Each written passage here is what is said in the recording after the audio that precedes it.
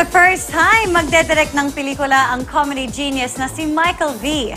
At first time niyang makakatrabaho ron ang award-winning actress na si Dawn Zulueta. Makichika kay Aubrey Carampel.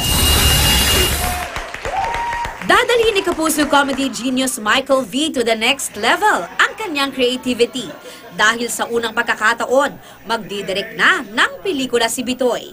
Siya rin ang sumulat ng kwento at siya rin ang bibida rito. Nag-story conference na para sa pelikulang Family History na first movie venture ng GMA Pictures at Mic Test Entertainment Incorporated.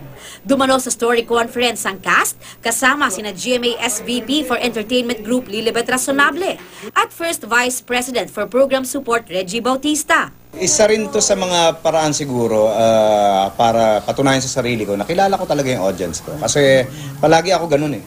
Pleaser talaga ako pagdating sa audience.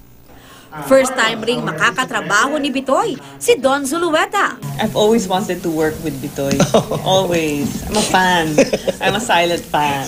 Yung mga characters niya lahat sa TV, tuwang-tuwa talaga. Mas na-challenge daw si Bitoy sa pagbuo ng pelikula. Tiyak daw na marami ang makaka-relate dahil tungkol ito sa pamilya na may halong drama. At syempre, comedy.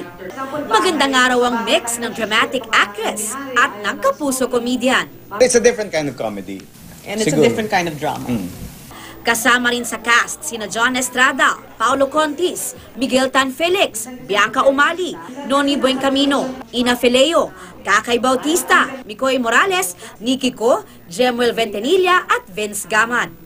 Nag-script reading na rin ang cast kung saan naging bukas daw sa suggestion si Bitoy at mas na-appreciate daw ng cast ang kwento. Saya-saya nga natin eh.